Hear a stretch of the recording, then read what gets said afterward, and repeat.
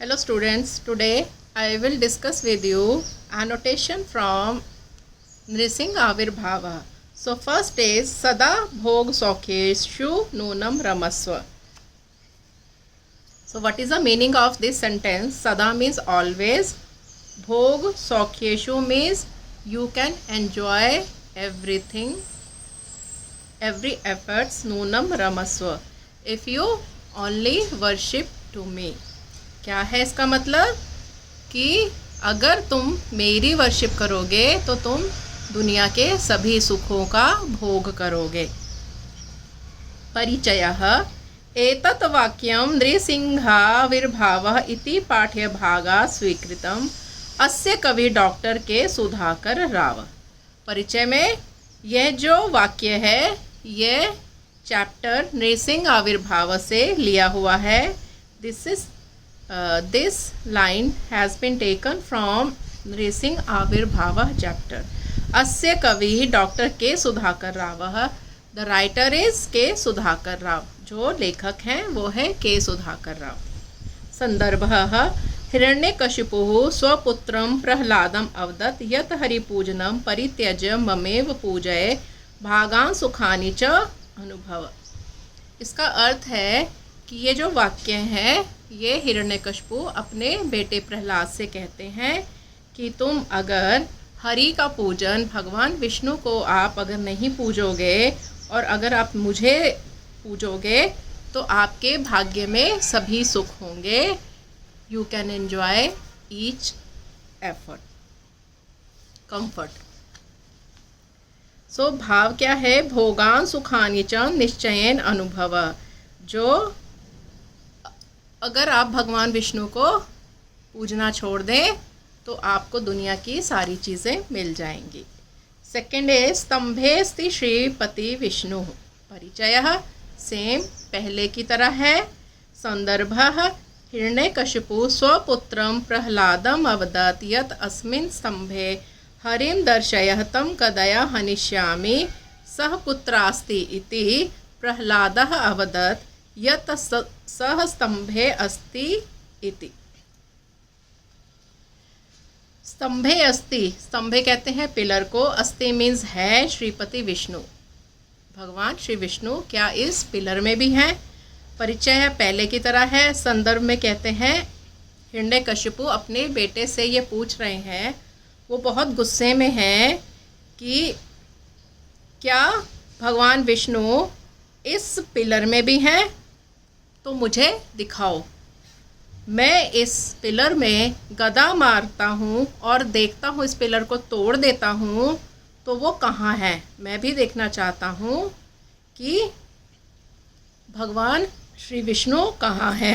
प्रह्लादः अवदत् यत् स स्तंभे अस्ति इति। तो प्रहलाद का क्या आंसर है कि हाँ वो तो सर्वत्र रहते हैं और वो इस पिलर में भी हैं।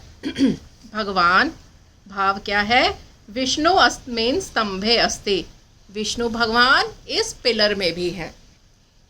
थर्ड इज आराधया मासुरभीष्टदम तम। परिचय जो है वो फर्स्ट की तरह ही है। संदर्भ विष्णु नृसिंह रूपेण स्तंभात् निर्गत्य हिरण्यकशिपुं नखैर्विदार्यम् अहनत् तदा देवा आनंदमग्ना अभवत् ते न नृतुः हरिम आराध्य मासु। जब भगवान पिलर से निकले, नरसिंह भगवान पिलर से निकलते हैं तो वो हिरण्यकशिपु को अपनी तरफ ड्रैग करते हैं और अपनी लैप में लिटाकर अपने नेल से उसको ढेर कर देते हैं। अब भगवान ने संकल्प लिया था कि इसको तो मैं ख़त्म करूँगा। भगवान का संकल्प पूरा हुआ तो सभी देवी देवता खुश होकर उनको आराधना करते हैं। भाव क्या है? वरदम हरि अर्चितवन्तः।